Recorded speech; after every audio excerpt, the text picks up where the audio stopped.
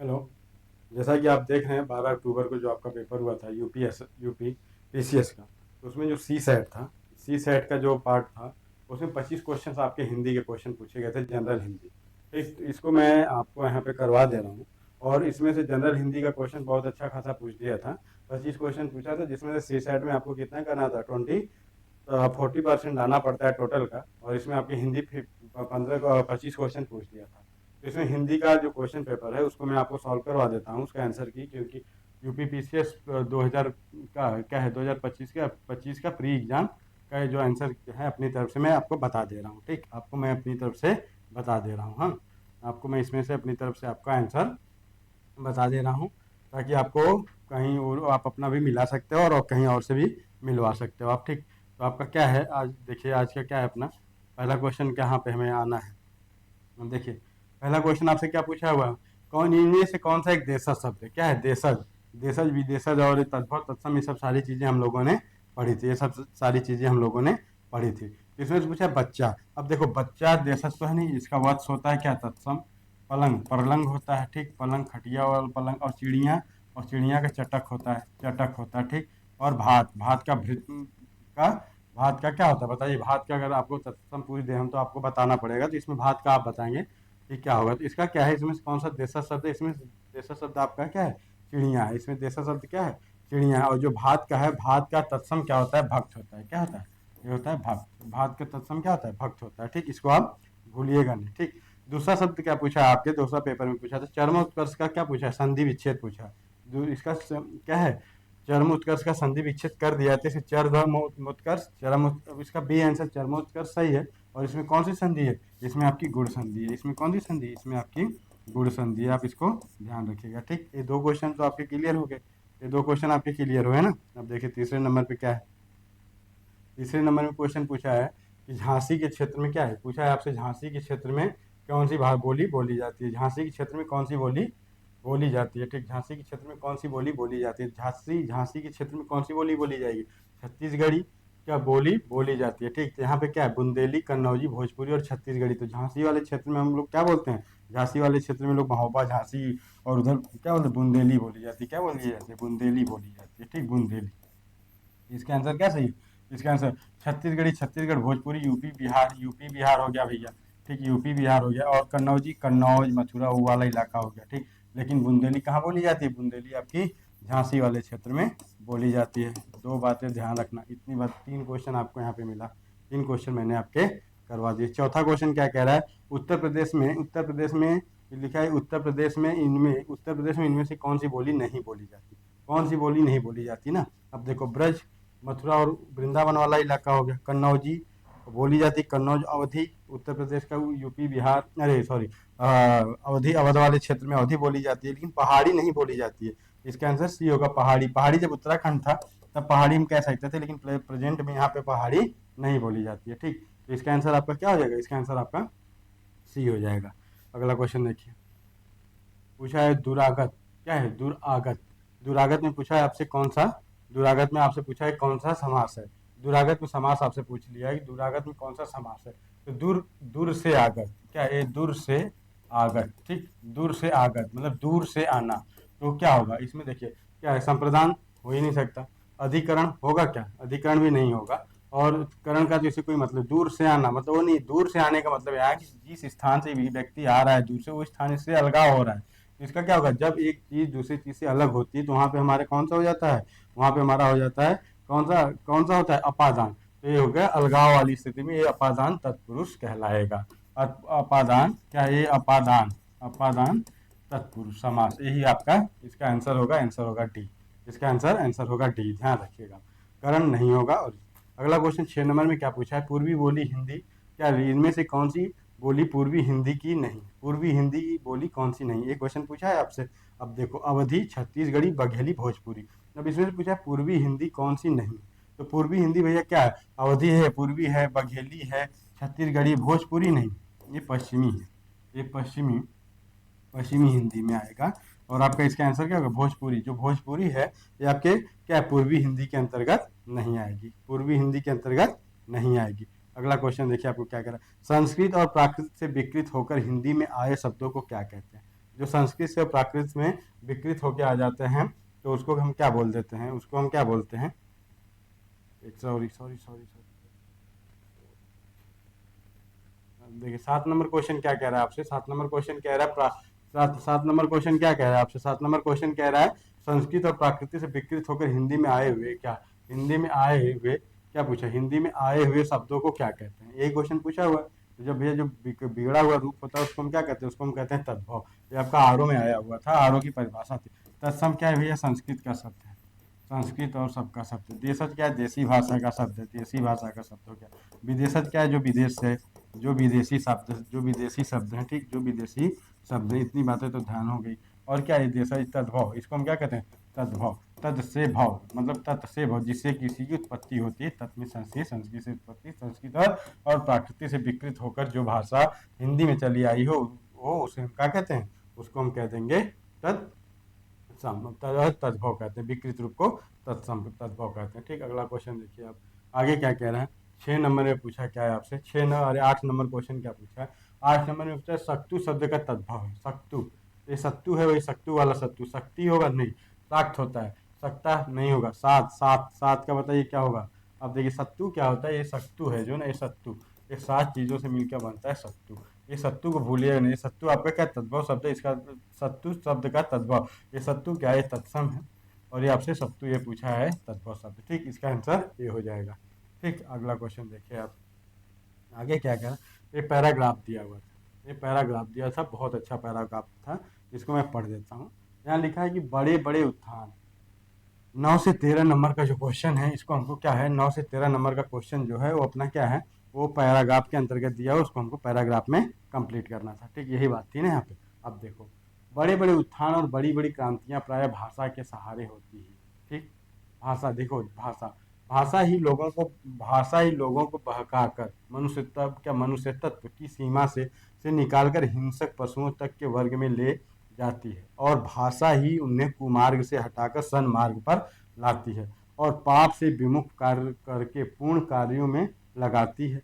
भाषा की शक्ति अपरिमित और अमोघ है, ध्यान रखिएगा, अमोघ है। अच्छी भाषा से जादू का असर, संगीत का माधुर्य और तलवार की शक्ति होती है। ठीक, इसलिए अंग्रेजी में एक कहावत सी बन गई है जिसका आशय है तलवार से भी बढ़कर शक्तिशालिनी कलम है। इस कथन में कलम लिखित भाषा की प्रतीकात्मक है, क्या प्रतीक मात्र है। ठीक, हमारे यहाँ जो उसे और भी अधिक ऊंचा स्थान दिया गया, हम उसे सरस्वती देवी का रूप मानते हैं। अतः जो लोग बड़े बनना चाहते हों या बड़े काम करना चाहते हों, उन्हें पहले अपनी भाषा की मर्यादा या भाषा पर ध्यान रखना होगा।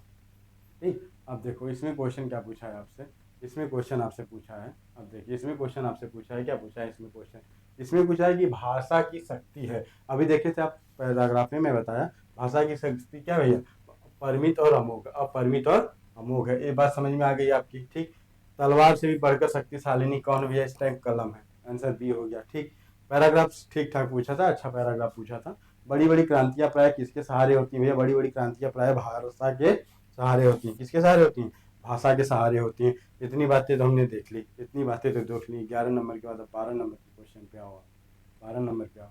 12 नंबर के क्वेश्चन क्या कह रहे हैं, देखो, अच्छी भाषा से, अच्छी भाषा में नहीं, अच्छी भाषा में भैया क्या है, क्या नहीं है, अच्छी भाषा में क्या नहीं है। 12 नंबर का क्वेश्चन आपसे अगर पूछ दे तो इसमें क्या है, 12 नंबर में क्या है, इसमें चित्र का, ये देखो तलवार की शक्ति भी थी, संगीत माधुर्य था, जादू का असर है। ठीक, चित्र का रूप रंग नहीं था। ये आपके क्या पैराग्राफ में गद्यांश में कहीं नहीं दिया था, ये गद्यांश में कहीं नहीं दिया। ठीक, ये गद्यांश में कहीं नहीं दिया। ठीक, ये बात, इसका आंसर क्या हो जाएगा, इसका आंसर आपका डी हो जाएगा। अब 13 नंबर क्वेश्चन आपको देख लेना है। 13 नंबर क्या है, हम किससे सरस्वती देवी का रूप मानते हैं। भाई वहां तो कलम से बढ़ के तलवार लोग बताने लगे, हम कलम क्या मानते हैं, देवी क्या सरस्वती देवी के स्वरूप को मानते हैं, किसमें, कलम को मानते हैं। पैराग्राफ में दिया है, जो उन्होंने कहा वही करना, अपने से कुछ भी नहीं करना। ध्यान रखिए, पैराग्राफ के अनुसार ही काम करना है और पैराग्राफ के अनुसार ही चलना है। ठीक, हिंदी की पेपर, हिंदी कैसा भी आए, मैं हिंदी जब पढ़ाता हूँ तो मैं सीधे सीधे बोलता हूँ, हिंदी कहीं से भी पढ़ो आप, मुझे कोई आपत्ति नहीं। लेकिन एक चीज़ है कि हिंदी में हमेशा ध्यान रखो कि हिंदी कॉन्सेप्ट बेस्ड पढ़ो, हिंदी ऐसी पढ़ो ताकि बार बार ना पढ़ना पड़े हर एग्जाम के लिए। अभी तो लोग बहुत सारे ट्रिक से इससे उससे पढ़ते हैं, ऐसा ट्रिक व्रिक नहीं, एक बार पढ़ लो उसके बाद अपना ट्रिक बनाते रहो, अपना रटते रहो। लेकिन सोचो कि रोज रोज ट्रिक बना के रटना, तो ये ठीक अच्छी बात नहीं है। इसलिए हिंदी को जब भी पढ़ो तो हिंदी को मन लगा के पढ़ो, ताकि एक बार पढ़ के खाली रहो। आपके जैसे junior assistant, UP PCS, R O हर एग्जाम में तो पूछ रहा है, हर एग्जाम में तो आप लोगों से पूछ रहा है। जब हर एग्जाम में आप लोगों से पूछ रहा है। हेलो, बोलिए। ठीक ठीक ठीक ठीक। और इसमें क्या है, जो हिंदी का शो है, अभी बीच में टाइपिस्ट का फोन था वो, अभी जो हिंदी का पीछे वाला क्वेश्चन था, ये हो गया आपका कौन कौन सा नंबर हो गया, 13 नंबर। हम सरस्वती देवी का रूप किसे मानते हैं भैया, कलम को मानते हैं। ठीक, अगला क्वेश्चन देखो क्या है, निम्नलिखित शब्दों में से क्या हमें चुनना है, बिलो 13 नंबर तक ही था गद्यांश। गद्यांश कहाँ तक था, गद्यांश आपका 13 नंबर तक था। ठीक, अब 14 नंबर में पूछा, निम्नलिखित युग्मों में से कौन सा में से गलत का चयन करना, हमें गलत का चयन करना है इसमें। निष्काम का क्या है, सकाम, स्वाधीन, पराधीन, विमुख, प्रमुख, विधवा, सधवा। तो आपको पता है ये ए वाला भी सही है, बी वाला भी सही, विधवा सधवा सही है। और आपका विमुख का क्या होगा, विमुख का प्रमुख होगा, नहीं होगा, यही सुमेलित नहीं है। आपका आंसर सी सही होगा। 14 नंबर का आंसर क्या होगा, 14 नंबर का आंसर सी होगा आपका। ठीक, अब अगला क्वेश्चन देखिए आप क्या पूछा है। 15 नंबर में क्या पूछा है आपसे, 15 नंबर का क्वेश्चन आपसे क्या पूछा है, देखिए, इनमें से कौन सा वाक्य अशुद्ध है। अशुद्ध वाक्य को आपको पहचानना था, निम्नलिखित में से अशुद्ध वाक्य को पहचानना। तो इसमें क्या लिखा है, देखिए, 4 बजा है, 4 बजा नहीं, 4 बजे होता है, इसको ध्यान रखिए, 4 बजे हैं। ठीक, 4 बजे हैं, तो आपका अशुद्ध तो यही हो गया, आंसर आंसर ये होगा। वे लोग विविध विषयों से परिचित थे। ठीक है, ये बात सही है। जी, लड़कियां जा रही थी, हाँ ठीक है, ये भी सही है। अनेक प्रकार की विद्याएं सीखी, ठीक, लेकिन 4 बजा है ये गलत वाक्य है। यहाँ पे रहता अगर 4 बजे तो ये भी सही रहता। आपका आंसर ये सही होगा। इनमें से अशुद्ध पूछा था, इसको आप ध्यान रख लीजिएगा। अगला क्वेश्चन देखिए क्या पूछ रहा है आपसे। अगला क्वेश्चन पूछ रहा है 16 नंबर, क्या पूछा है, पाठक का बहुवचन बताना है। पाठक, पाठिका, पाठक गण, पाठिकाएं और पाठक।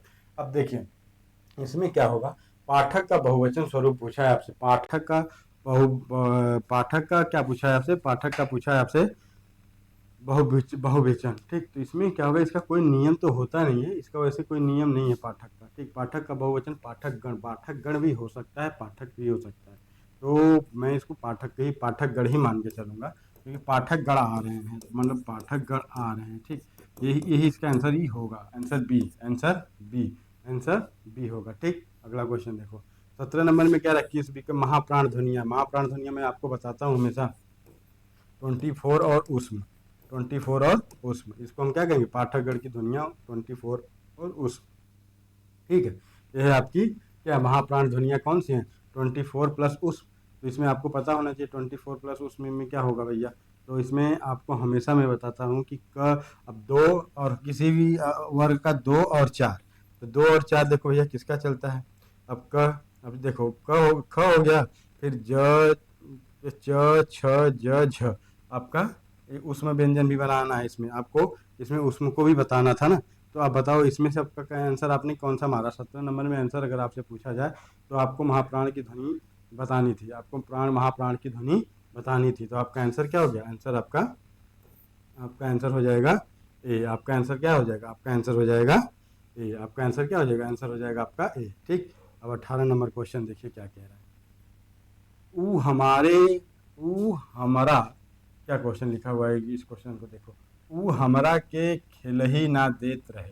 ठीक, ऊ हमरा के खिलही ना देत रहे, ये है, इसमें किस बोली का उदाहरण है भैया, ब्रज का है, बुंदेली का है, अवधी का है और भोजपुरी का। ऊ, तो इसमें देखो सीधी सी बात है, खिलही ना देत रहे। ठीक, ये ऊ हमारा के खिलही ना देत रहे, ये आपकी भोजपुरी, शुद्ध भोजपुरी है, ये आपकी शुद्ध भोजपुरी है। तो इसका आंसर क्या हो जाएगा, इसका आंसर आपका डी हो जाएगा। 18 नंबर का आंसर आपका क्या हो जाएगा, 18 नंबर का आंसर डी हो जाएगा। अब आपको 19 नंबर देखना है। 19 नंबर में क्या पूछा है भैया, 19 नंबर को आप देखो क्या कह रहा है। मुहावरे तथा उनके सम्मुख लिखे हुए अर्थ का कौन सा युग्म सुमेलित नहीं है। यही है कि कौन सा सुमेलित नहीं है। शान में बट्टा लगाना, शान को घटाना, ठीक, ये बात तो सही है। विष की गांठ उपद्रवी, ठीक, लुटिया डुबोना, काम खराब कर देना, शीशे में मुंह देखो, विरोध प्रकट करना, नहीं, अपना सा मुंह लेकर रह जाना, ये रहता तो हो जाता। शीशे में मुंह देखने से इसका कोई मतलब नहीं, तो इसका आंसर बी सही हो गया। इसका आंसर क्या होगा, 19 नंबर का आंसर बी होगा। अभी मैं आप लोग को ये बता रहा था कि कभी भी हिंदी को हल्के में मत लिया करिए। हिंदी अच्छे से एक बार पढ़ लेंगे ना, तो बार बार आपको हिंदी पढ़ने की ज़रूरत नहीं होगी, और नहीं होगी तो आप अच्छा करोगे हिंदी अच्छे से, और अच्छा करोगे और बहुत अच्छा कर जाओगे हिंदी। आर ओ की हिंदी और UPSI की हिंदी में पढ़ा रहा हूँ, और आर ओ का भी पढ़ाया था। तो इस बार मैं अभी शुरुआत जब किया था अपनी कोचिंग, दूसरी कोचिंग से यहाँ पे, तो इसमें क्या था कि आर ओ और ARO की हिंदी, और ये सब हिंदी में होता कुछ नहीं। अब हिंदी को मैं आपको बताऊंगा, अच्छी अच्छी बुक से बताऊंगा और अपने हिसाब से बताऊंगा, तो आप लोग को बहुत अच्छे तरीके से और भी समझाने की कोशिश करूंगा। ठीक, अभी अगला क्वेश्चन देखिए क्या कह रहा है। 20 नंबर में क्या कर, निम्नलिखित में से अशुद्ध वर्तनी को देखना है। अब देखिए अशुद्ध वर्तनी को देखना भैया, इसमें से देखो महत्व, इसको तो कभी मत भूलना। महत्व वही वाला महत्व है जो हम हमेशा आपको तो वाला कहते हैं। सत्य वो भी सही है, उज्ज्वल बिल्कुल सही है, निसंदेह। अब देखो निसंदेह में ऐसे रहता है, अगर निसंदेह तो हम इसको कहते हैं हाँ भैया ये निसंदेह है, ठीक है, ये निसंदेह रहता है। ठीक, इसमें विसर्ग संधि दिखाई दे, ठीक, इसमें क्या है, विसर्ग संधि होगी, जब आप करोगे तो ये विसर्ग संधि के अंतर्गत आएगा। ठीक, तो निसंदेह हमेशा दिखाई देना चाहिए। या क्या होता है, निसंदेह, निसंदेह, ये एक अगर ये भी रहता तो सही होता है मेरे भाई। ये निसंदेह बिल्कुल गलत है। आपका शुद्ध वाक्य क्या है, बी। आंसर इसका क्या था, इसका 20 नंबर का आंसर क्या होगा, 20 नंबर का आंसर बी होगा। इसको आप ध्यान रखिएगा हमेशा। देखो वर्तनी वाले सवाल तो कभी गलत होने ही नहीं चाहिए आप लोग, वर्तनी हमेशा शुद्ध होनी चाहिए। ठीक, निसंदेह में विसर्ग संधि है। अब देखो अगर यही निसंदेह ऐसे लिख देता विसर्ग के साथ, ये बिल्कुल राइट था। या निसंदेह इसमें स का ये कर देता यूज, तो भी निसंदेह, निसंदेह ये हमेशा गलत होगा, क्योंकि विसर्ग संधि है, विसर्ग चिन्ह प्रकट होना चाहिए, तो विसर्ग चिन्ह प्रकट होना चाहिए, इतनी बात ध्यान रखना आप। अब देखिए एक क्वेश्चन आगे, क्वेश्चन नंबर 21 क्या पूछा, आपको दिखाई दे रहा है शायद, दिखाई दे रहा है, ठीक ना। शब्दार्थ का सही अर्थ बताना है। अब देखिए द्वीप, द्वीप में हाथी, आपको मैंने बताया एक बार नहीं, द्वीप हाथी का तत्सम पर्यायवाची शब्द है द्वीप। द्वि बार पानी पीने वाला, द्वीप, द्वीप मतलब दू पी, मतलब प से पीना पानी। तो हाथी क्या एक बार सुन में लेता है फिर अपने मुंह में लेता है ना, तो द्वीप, द्वीप में हाथी 2 बार पानी पीता है। ठीक, कीर्ति, निपुण, कीर्ति भैया आपकी जितना किसी कीर्ति, आपकी कीर्ति उस काम में आप निपुण। ठीक, ठीक है। और देखो कृष्णा, ये क्या है, किसान, किसान मतलब किसान, किसान का तत्सम तद्भव देख लो, किसान का तत्सम अगर मुझे पूछूं तद्भव तत्सम, तो किसान, किसान का। इतर, इतर में बुराई नहीं होती, इतर इधर उधर, यहाँ इतर इससे परे, इतर इससे यहाँ नहीं कहीं और, इतर। तो इसका आंसर क्या है, इसका आंसर आपका बी होना, इसका आंसर जिन्होंने बी किया होगा बिल्कुल राइट होगा, उसका बिल्कुल राइट होगा। अब अगला क्वेश्चन देखिए, अगला क्वेश्चन क्या पूछा है, क्वेश्चन नंबर 22 को मैं बताऊंगा। क्वेश्चन नंबर 22 क्या कह रहा है आपका, ये जो क्वेश्चन नंबर 22 दिया हुआ है, अब इसको देखो आप। द्रौपदी का सही पर्याय नहीं है, द्रौपदी का पर्याय नहीं। याज्ञसेनी, भैया यज्ञ से पैदा हुई थी इसलिए इनको याज्ञसेनी बोलते हैं। पांचाली, ये पांचाल नरेश की रानी थी, पांचाल नरेश की बेटी थी, उनकी बिया हुआ, शादी हुआ, इसलिए इनको हम क्या बोले, पांचाली बोल दिए। ठीक, कृष्णा भैया एक हवन कुंड से पैदा हुई थी, इसलिए क्या थी, हवन कुंड से पैदा हुई थी इसलिए क्या थी, थोड़ी सांवली थी। कौन, द्रौपदी सांवली थी थोड़ी। चलो भैया ये सांवली भी थी, इनको हम कृष्णा कह देते हैं। अंबिका मैया, अंबिका, अंबिका भैया दुर्गा का है, दुर्गा माता दुर्गा का है, किसका, माता माँ दुर्गा का है। ये अंबिका जो शब्द है किसके लिए, ये इसके लिए द्रौपदी के लिए कभी प्रयोग में नहीं आता, ना उनका पर्यायवाची है, ना उनका किसी भी चीज से इससे कोई मतलब नहीं है। ठीक, और इसमें क्या, यज्ञ से नहीं, यज्ञ से उत्पन्न हुई थी, पांचाली पांचाल देश की थी। कृष्णा भाई जब यज्ञ से जो पैदा हुआ तो भाई उसके धुएं से क्या हुआ, उनका चेहरा थोड़ा सांवला था, तो इसमें हो गया कृष्णा। अंबिका क्या है, अंबिका, अंबिका भैया माता दुर्गा को कहते हैं, अंबिका माता दुर्गा को कहते हैं। ठीक, अंबिका हम माता दुर्गा को कहते हैं, ठीक है, अंबिका हम माता दुर्गा को कहते हैं। ठीक, इतनी बातें आपको ध्यान रखनी है, इतनी बातें आपको ध्यान रखनी है, ठीक है। एक सेकंड रुकिए, तो इतनी बातें आप लोग देखिए। अगला क्वेश्चन क्या, इनमें से शुद्ध वाक्य को है, आप शुद्ध वाक्य को पढ़ लीजिए भैया, शुद्ध वाक्य कौन सा हो सकता है ये पढ़ना है आपको, इसमें से शुद्ध वाक्य आपको पढ़ लेना है।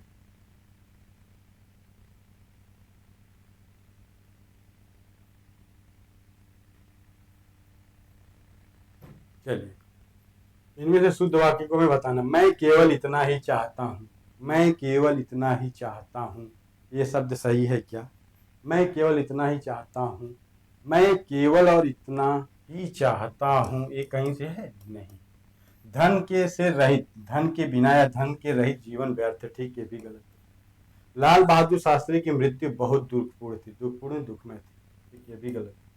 क्या विश्वविद्यालय समाज का नेतृत्व करने में सफल रहे हैं? बिल्कुल सही, बिल्कुल सही है। क्या क्या विश्वविद्यालय समाज का नेतृत्व करने में सफल रहे हैं? बिल्कुल सही, ठीक, ये आपका डी आंसर जिन्होंने किया वो अपने सही कहेंगे। अगला सब, बिमला ने कहा कि गोविंद अब स्वस्थ है, यह वाक्य भेद की दृष्टि से है। यह सरल वाक्य है, यह मिश्र वाक्य है और संयुक्त है और मिश्र है और इनमें से नहीं है। अरे क्लास चला था।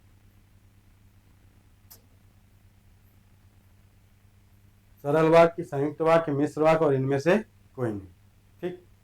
अब इसमें से क्या है, ये जो मिश्र वाक्य है आपका, क्योंकि एक वाक्य पे दूसरे वाक्य के डिपेंडेंट, यह डिपेंड है, ठीक है। जैसे बिमला, बिमला बिमला ने कहा, तो बिमला ने क्या कहा, बिमला ने कहा, लेकिन ये रहता तो सरल वाक्य हो जाता, ठीक। और इसमें संयुक्त वाक्य के लिए दो क्रियाएं होनी चाहिए थी, लेकिन नहीं है। की, क्या की, गोविंद अब स्वस्थ है, ठीक। तो ये जो की है एक दूसरे पे डिपेंड करता है, इसलिए ये क्या है, ये आपका मिश्र वाक्य हुआ, ये आपका मिश्र वाक्य हुआ, ठीक। आपका आंसर क्या हुआ, आंसर 24 का सी सही हुआ, आंसर 24 का सी सही हो गया, ठीक। अब देखिए आप क्वेश्चन नंबर 25, क्वेश्चन नंबर 25 देखिए क्या कह रहा है आप। क्वेश्चन नंबर 25 सही कह रहे हैं ना, आगरा मथुरा में किस बोली का केंद्र माना जाता है? अभी क्वेश्चन आया हुआ था ना इससे पहले, आगरा और उसमें तो क्या है, अवधि भैया लखनऊ वाला क्षेत्र है, अवधि अवध वाला क्षेत्र, लखनऊ कानपुर वाला, ठीक। बंगरू, बांगरू कहीं और की बांगरू भाषा, बुंदेली आपका अभी ने देखा आपने, बुंदेलखंड वाली है, ये बुंदेलखंड वाली है। और ब्रज, वहाँ पे क्या बोली जाती है, ब्रज, कहाँ पे भैया, मथुरा, मथुरा, वृंदावन, वृंदावन, ये सब इलाकों में क्या ब्रज बोली जाती है, जिसका आंसर ए सही होगा। देखिए आपके मैंने सारे पेपर्स क्वेश्चन जितने पूछे थे यूपी पीसीएस के सी सेट में हिंदी, उसको मैंने अपनी इस तरफ से पूरा शुद्ध शुद्ध करवाने की कोशिश किया हूँ। इसमें एक क्वेश्चन में मुझे अभी डाउट है, एक क्वेश्चन या दो क्वेश्चन में आपको फंसा सकते हैं, एक पाठक और एक चिड़िया, देशज विदेशज, जो पूछे देशज शब्द है। यही दो क्वेश्चन में अगर कोई डाउट होगा तो होगा, नहीं तो बाकी सारे क्वेश्चन आंसर मैंने जितने हैं सारे आंसर आपको मैंने एथेंटिक और सटीक बताया, एथेंटिक और सटीक बता दिया, ठीक। चलिए अब हम क्या करते हैं, अब देखिए आपको मैं बता दूं कि हिंदी की क्लास कोई भी हो, मैं हिंदी यहीं पे अपने पढ़ाऊंगा और आपको हमेशा पढ़ाऊंगा, ठीक। और आपका भी इससे पहले जो कोई एग्जाम होगा, अभी यूपीएसआई और यूपी टेट है, सबके लिए हिंदी में यहीं पे आप लोग को बता दूंगा, ठीक। चलिए सिर्फ आज के लिए हम लोग का सिर्फ इतना ही, आप लोग का बहुत बहुत धन्यवाद। अब अगली क्लास फिर होगी तो फिर से मिलते हैं।